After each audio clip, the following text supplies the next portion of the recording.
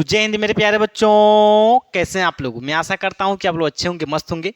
तो आज हम समझेंगे क्लास 9th का बायोलॉजी पहला चैप्टर, जीवन की मौलिक इकाई, the fundamental unit of light. The fundamental unit of light. इस चैप्टर में मेनली हमको कोशिका के बारे में पढ़ना है। किसके बारे में? सेल के बारे में, कि कोशिका क्या होता है, कोशिका का खोज कौन किया था। पूरा डीप से पूरा डिटेल्स हम समझाएंगे, एकदम बेसिक से। आपका एक एक डाउट क्लियर हो जाएगा। बस आप बोर्ड पे ध्यान से देखिए और मेरी बातों को समझने की कोशिश कीजिए। देखिए, बायोलॉजी पढ़ना बहुत ज़रूरी होता है जीवन में, क्योंकि बायोलॉजी हमारे जीवन में बहुत महत्वपूर्ण भूमिका निभाती है। ठीक है, इसलिए बायोलॉजी समझिए, पढ़िए। ठीक है, चलिए स्टार्ट करते हैं। बोर्ड पे सभी लोग देखिए, जीव विज्ञान का जनक किसको माना जाता है, यानी बायोलॉजी का पिता फादर कौन है? तो अरस्तु को माना जाता है। किसको माना जाता है? अरस्तु। किसको माना जाता है? अरस्तु को। देखिए, कोशिका का बायोलॉजिकल नेम क्या होता है? साइटो। कोशिका का बायोलॉजिकल नेम क्या होता है? साइटो होता है। कोशिका का अध्ययन क्या कहलाता है, यानी कोशिका के पढ़ाई को हम अध्ययन को क्या कहते हैं? तो साइटोलॉजी। कोशिका के अध्ययन क्या कहलाता है? साइटोलॉजी। क्या कहलाता है? साइटोलॉजी। कोशिका को लैटिन शब्द क्या होता है? तो छोटा कमरा।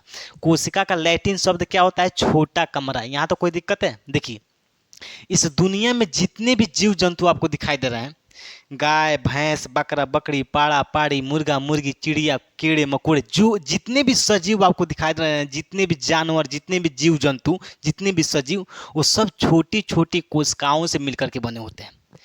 हम लोग किससे मिलकर के बने होते हैं? छोटी छोटी कोशिकाओं से मिलकर के बने होते हैं। कोशिका हमारे शरीर की सबसे छोटी इकाई होती है। हेडिंग क्या है? जीवन की मौलिक इकाई क्या होती है? सेल, कोशिका होती है। क्या होती है? कोशिका होती है, सेल होती है। हमारे जीवन की सबसे छोटी इकाई क्या है? मौलिक इकाई क्या है? कोशिका है। हमारे शरीर की सबसे छोटी इकाई क्या होती है? कोशिका होती है। जो कोशिका होती है संरचनात्मक और क्रियात्मक इकाई होती है। संरचनात्मक का मतलब होता है कि हमारे शरीर का संरचना प्रदान करती है, संरचना देती है। क्रियात्मक होती है, यानी क्रिया कराती है। इसलिए कोशिका को संरचनात्मक और क्रियात्मक इकाई माना गया है। हमारे शरीर की सबसे छोटी इकाई कोशिका होती है। कंफ्यूज मत होइएगा, सबसे छोटी अंग नहीं है, सबसे छोटी इकाई है, यूनिट है। ठीक है, यहाँ तो कोई दिक्कत है? देखिए, अब आप बताइए कि हम लोग का शरीर आखिर बना कैसे है? कोशिका से बना कैसे है? जितने भी आपको जीव जंतु दिखाई दे रहा है, गाय भैंस बकरा बकरी पाड़ा पाड़ी, ये सब कैसे मिलकर के बने हैं? आखिर कोशिका से बने हैं, तो आखिर कैसे बने हैं? देखिए, ध्यान से समझिए इसको। एक बिल्डिंग बनाने के लिए, एक मकान बनाने के लिए सबसे पहले हम ईंट ईंट को जोड़ते हैं, तो एक दीवार बनकर के तैयार होता है। जब हम ईंट ईंट को जोड़ते हैं तो एक दीवार बनकर के तैयार होता है। जब चारों तरफ हम एक दीवार जोड़ देते हैं तो एक कमरा बनकर के तैयार हो जाता है।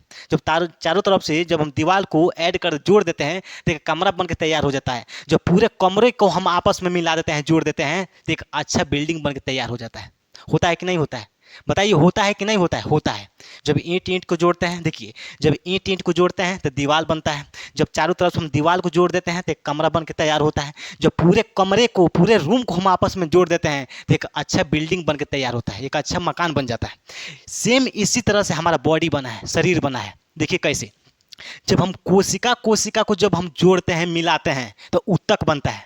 उत्तक हम अगले नेक्स्ट चैप्टर में समझेंगे।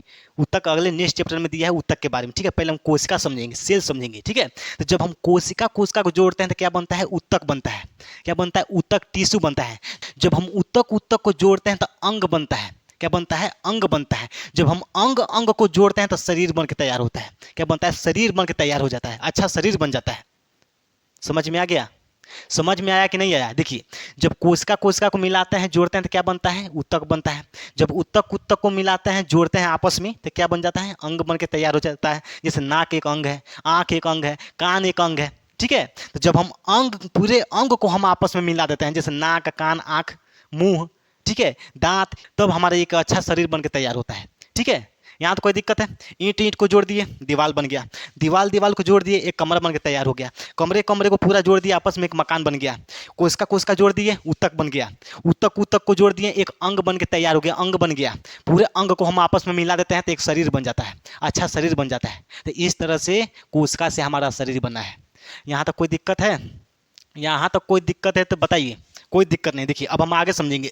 अब हम समझेंगे कि आखिर कोशिका का खोज कौन किया था सबसे पहले कोशिका का खोज कौन किया था? तो रॉबर्ट हुक नामक वैज्ञानिक ने सबसे पहले कोशिका का खोज किया था 1665 ईस्वी में। कब किया था? कौन किया था? तो रॉबर्ट हुक। कब किया था? तो 1665 में। 1665 में कैसे किया था, ये भी क्वेश्चन हो सकता है। आखिर कैसे किया था? तो जो रॉबर्ट हुक वैज्ञानिक है वो क्या किया था, कार्क, जो पेड़ की छाल होती है, जैसे पेड़ सूख जाता है तो आप छाल देखे होंगे, ठंडी के दिन में आदमी का, गांव का आदमी क्या करता है, उसको खुरपी से उकाच उकाच के आग जलाने के काम काम में आता है वो, आप देखेंगे, जिसको कोपड़ बोलते हैं। क्या बोलते हैं? कोपड़। तो जब कार्क को जब रॉबर्ट हुक ने सूक्ष्मदर्शी से जब जूम करके देखा, उसको मधुमक्खी के छाते जैसे संरचनाएं दिखाई दी। ध्यान से समझिएगा इसको। जब रॉबर्ट हुक ने कार्क को सूक्ष्मदर्शी से जूम करके देखा तो मधुमक्खी के छाते जैसे उसको संरचना दिखाई दी, मधुमक्खी के छाते जैसे। मधुमक्खी के छाते छाता आप देखे होंगे, उसमें छेद छेद जैसा रहता है। मधुमक्खी के छाता में छेद छेद रहता है, छेद रहता है, एकदम छेद रहता है। उस छेद को हम बोलते हैं प्रकोष्ठक। क्या बोलते हैं? प्रकोष्ठक बोलते हैं। तो रॉबर्ट हुक ने उसी संरचना को नाम रख दिया कोशिका। क्या नाम दे दिया? कोशिका नाम दे दिया। देखिए ध्यान समझिए, रॉबर्ट हुक ने सूक्ष्मदर्शी उठाया, कार्क को जूम करके देखा सूक्ष्मदर्शी से, मधुमक्खी छत्ते जैसे संरचनाएं दिखाई दी, उसी संरचना को नाम रख दिया कोशिका। उस संरचना में छेद छेद जैसा दिखाई देता है, आप देखेंगे मधुमक्खी के जो छाता होता है उसमें छेद छेद रहता है, ठीक है। उस छेद को हम क्या बोलते हैं? प्रकोष्ठ। उसी को नाम रख दिया कोशिका। क्या नाम रख दिया? कोशिका, सेल। लेकिन सबसे पहले खोज कौन किया था? Robert Hooke. अगर क्वेश्चन पूछेगा सर्वप्रथम कोशिका खोज कौन किया था, तो रॉबर्ट हुक नामक वैज्ञानिक ने 1665 ईस्वी में कोशिका का सबसे पहले खोज किया था। लेकिन मृत कोशिका खोज किया था।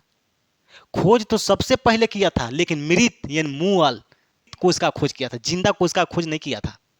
सबसे पहले खोज किया था रॉबर्ट हुक, लेकिन जीवित कोशिका का खोज नहीं किया था, मृत कोशिका का खोज किया था। किसका खोज किया था? मृत कोशिका। मृत कोशिका खोज किया था। और मृत कोशिका को हम बोलते हैं नेफ्रोसिस। क्या बोलते हैं? नेफ्रोसिस बोलते हैं। यहाँ तो कोई दिक्कत है? तब आए एंटोनी वान ल्यूवेनहॉक। नाम थोड़ा अटपटा लग रहा होगा, क्योंकि पहले जमाने के जो वैज्ञानिक अटपटा नामे रखता था, एकदम अटपट गड़बड़ सरबर नाम रखता है, एंटोनी वान ल्यूवेनहॉक। देखिए कितना बड़ा नाम है, ठीक है। तो जीवित कोशिका का खोज कौन किया था? एंटोनी वान लीवेनहॉक नामक वैज्ञानिक ने 1674 ईस्वी में खोज किए थे। कब? 1674। तो जीवित कोशिका का खोज कौन किया? एंटोनी वान लीवेनहॉक नामक वैज्ञानिक ने 1674 ईस्वी में खोज किए थे। कैसे किए थे? तो तालाब के जल को जब सूक्ष्मदर्शी से देखे तो उसमें जीवित कोशिकाएं दिखाई देने लगी। तो जीवित कोशिका खोज कौन कर दिया? एंटोनी वान लीवेनहॉक।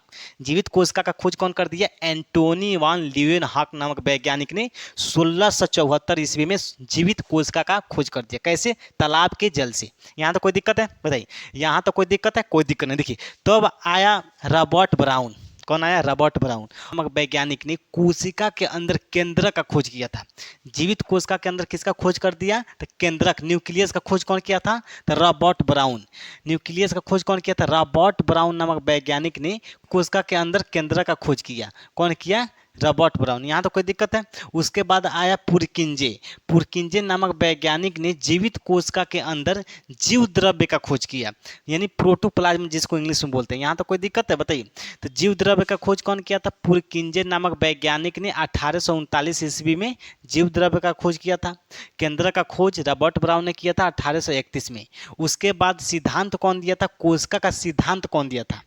देखिए, खोज किया कोई और, केंद्र का खोज किया कोई और, जीव द्रव्य का खोज किया कोई और सिद्धांत दिया कोई और, ठीक है। तो कोशिका सिद्धांत देने के लिए कौन कौन आए? सलाइडन और स्वान नामक वैज्ञानिक ने कोशिका सिद्धांत दिया। कौन दिया? सलाइडन और स्वान नामक वैज्ञानिक ने कोशिका सिद्धांत दिया, लेकिन आधा अधूरा सिद्धांत दिया। उसके लिए सिद्धांत को पूरा करने के लिए, यानी आगे बढ़ाने के लिए आए बिरचो। बिरचो नामक वैज्ञानिक ने बताया कि जो नई कोशिकाएं होती हैं वो पूर्ववर्ती कोशिकाओं के विभाजन से बनती हैं। यानी जितनी भी कोशिकाएं बनती हैं वो पूर्ववर्ती यानी पिछले वाली जो कोशिका है उसके विभाजन से, टूटने से ही नई कोशिका का निर्माण होता है, नई कोशिका की उत्पत्ति होती है। कौन बताया था? तो बिरचो नामक वैज्ञानिक ने 1855 ईस्वी में बताया था। ये सिद्धांत को आगे बढ़ाया था। जो सलाइडन और स्वान नामक वैज्ञानिक ने जो कोशिका का सिद्धांत दिया था उसको आगे बढ़ाने का काम कौन किया था? तो बिरचो। बिरचो क्या बताया कि जो जितनी भी कोशिकाएं होती हैं या नई कोशिकाएं जो होती हैं यानी पूर्ववर्ती कोशिकाओं के विभाजन से नई कोशिका बनती है, नई कोशिका का उत्पत्ति होती है। ये कौन बताया था? बिरचो नामक वैज्ञानिक ने। यहाँ तो कोई दिक्कत है? बताइए, यहाँ तो कोई दिक्कत है? देखिए, उसके बाद नाल एवं रुस्का नामक वैज्ञानिक ने इलेक्ट्रॉनिक सूक्ष्मदर्शी का खोज किया था। कब किया था? 1940 ईस्वी में। 1940 ईस्वी में नाल एवं रुस्का नामक वैज्ञानिक ने इलेक्ट्रॉनिक सूक्ष्मदर्शी का खोज किया था, जिससे जटिल जटिल संरचना को देखना आसान हो गया। जटिल जटिल संरचनाएं देखना क्या हो गई? आसानी हो गई। ठीक है, तो इलेक्ट्रॉनिक सूक्ष्मदर्शी का खोज कौन किया था? तो नाल रुस्का नामक वैज्ञानिक। यहाँ तो कोई दिक्कत है? बताइए, यहाँ तो कोई दिक्कत है? इसमें कोई दिक्कत है? देखिए, एक बार और दोहराइए। सबसे पहले कोशिका खोज कौन किया था? Robert Hooke. लेकिन मृत कोशिका को खोज किया था। किसका? मृत कोशिका। मृत कोशिका को हम क्या बोलते हैं? नेफ्रोसिस बोलते हैं। क्या बोलते हैं? नेफ्रोसिस। नेफ्रोसिस बोलते हैं। क्या बोलते हैं? नेफ्रोसिस। जीवित कोशिका खोज कौन किया था? जीवित कोशिका खोज किया था एंटोनियो वान लीवेनहॉक नामक वैज्ञानिक ने 1674 ईस्वी में जीवित कोशिका खोज किया था। उसके बाद जीवित कोशिका के अंदर केंद्र का पता कौन लगाया था? रॉबर्ट ब्राउन ने। उसके बाद कोशिका के अंदर जीव द्रव्य का कौन पता लगाया था? पुरकिंजे नामक वैज्ञानिक ने। कोशिका सिद्धांत कौन दिया था? स्लाइडन और स्वान ने। और कोशिका सिद्धांत को आगे बढ़ाने का काम कौन किया? तो बिरचो नामक वैज्ञानिक ने। इलेक्ट्रॉनिक सूक्ष्मदर्शी का खोज कौन किया था? तो नाल एवं रुस्का नामक वैज्ञानिक ने इलेक्ट्रॉनिक सूक्ष्मदर्शी का खोज किया। यहाँ तो कोई दिक्कत है? देखिए, अब कुछ हम बेसिक चीज समझते हैं। यहाँ पे ध्यान से देखिए, दुनिया में सबसे बड़ी कोशिका का शुतुरमुर्ग का अंडा का होता है। किसका होता है? शुतुरमुर्ग का अंडा का होता है। दुनिया में सबसे बड़ी कोशिका शुतुरमुर्ग का अंडा का होता है। दुनिया में सबसे छोटी कोशिका किसकी होती है? तो माइकोप्लाज्मा की होती है। किसकी होती है? माइकोप्लाज्मा की होती है। यहाँ तक कोई दिक्कत है? बताइए। मानव में सबसे बड़ी कोशिका किसकी होती है? तो फीमेल के अंडाणु की होती है। मानव में सबसे बड़ी कोशिका किसकी होती है? तो फीमेल का जो अंडाणु होता है, ओवम होता है, उसका सबसे छोटी कोशिका होती है, सॉरी, सबसे बड़ी कोशिका होती है फीमेल में। ठीक है, मानव में सबसे छोटी कोशिका मेल का शुक्राणु होता है। मेल का शुक्राणु का होता है। मेल का शुक्राणु का होता है। मानव में सबसे छोटी कोशिका मेल का शुक्राणु यानी स्पर्म का होता है। यहाँ तो कोई दिक्कत है? बताइए, यहाँ तो कोई दिक्कत है तो बताइए। सबसे लंबी कोशिका होती है तंत्रिका कोशिका। मानव शरीर में सबसे लंबी कोशिका, देखिए, बड़ा और लंबा में बहुत अंतर होता है। ठीक ना? तो मानव शरीर में सबसे लंबी कोशिका कौन सा होता है? तो तंत्रिका कोशिका होती है। क्या होता है? तंत्रिका कोशिका होती है। सबसे तेज विभाजन कहाँ होता है? यानी कटने पे सबसे तेज विभाजन कहाँ होता है? घाव, जैसे मान के चलिए यहाँ कट गया, घाव बन गया, तो यहाँ कोशिका विभाजन होता है, तभी तो घाव ठीक होता है। तो लीवर को हिंदी में बोलते हैं यकृत, उर्दू में बोलते हैं जिगर। लीवर को उर्दू में क्या बोलते हैं? जिगर बोलते हैं। तो सबसे तेज कोशिका विभाजन कहाँ होता है? तो लीवर में होता है। अगर लीवर में थोड़ा बहुत कट पीट भी जाएगा तो अपने आप ठीक कर लेगा, क्योंकि कोशिका विभाजन बहुत तेजी से होता है। ठीक है, यहाँ तो कोई दिक्कत है? देखिए, विभाजन रहित यानी जिसमें विभाजन नहीं होता है, तो तंत्रिका कोशिका में विभाजन नहीं होता है। तंत्रिका कोशिका पाया कहाँ जाता है? तो ब्रेन में। कहाँ पाया जाता है? ब्रेन में। अगर चोट लग जाता है, जैसे मान चलिए चाकू घोंप दिए, निकल गया यहाँ पे, उसका नोक यहाँ पे निकल गया। अब ब्रेन में अगर चोट लग जाता है, अगर हुमच के मार देंगे एक बसैठा ना, तो एकदम ब्रेन में चोट लग जाता है। ब्रेन में कोशिका विभाजन होता ही नहीं है, क्योंकि तंत्रिका कोशिका का बना होता है। ब्रेन किसका बना होता है? तंत्रिका कोशिका। और जब तंत्रिका कोशिका में विभाजन नहीं होगा तो आदमी का घाव ठीक नहीं होता है। क्या होता है? ब्रेन का घाव ठीक नहीं होता है, आदमी एक्सपायर हो जाता है, मर जाता है। ठीक है, तो इसलिए आप देखे होंगे पुलिस भी बोलते हैं कि हेलमेट लगा करके चलिए। अगर इधर नीचे कहीं चोट लगेगा तो ठीक ठाक हो जाएगा, लेकिन ये एमसीबी होता है। क्या होता है? हमारे पूरे शरीर का एमसीबी इंजन होता है। क्या होता है? इंजन, जो हमारे पूरे बॉडी को कंट्रोल करके रखता है। ठीक ना? न्यूरॉन सेल का बना होता है, न्यूरॉन सेल, जिसमें कोशिका विभाजन सफा नहीं होता है, बिल्कुल कोशिका विभाजन नहीं होता है। अगर इसमें कट पिट जाएगा ब्रेन में तो क्या होता है? ठीक नहीं होता है, ब्रेन का घाव जल्दी ठीक नहीं होता। आप सुने भी होंगे कोशिका विभाजन नहीं होती है, जिससे आदमी की मृत्यु हो जाती है। ठीक है, तो इसलिए हेलमेट लगाइए, सुरक्षित रहिए, आराम से बाइक चलाइए, नो टेंशन नो प्रॉब्लम। ठीक है, तो यहाँ तो कोई दिक्कत है? आज का टॉपिक पूरा समझ में आ गया आपको? बताइए, आप आज का टॉपिक पूरा समझ में आ गया? चलिए, तो अगला टॉपिक हम अगले नेक्स्ट वीडियो में समझेंगे। तब तक के लिए सभी लोगों को दिल से जय हिंद, धन्यवाद।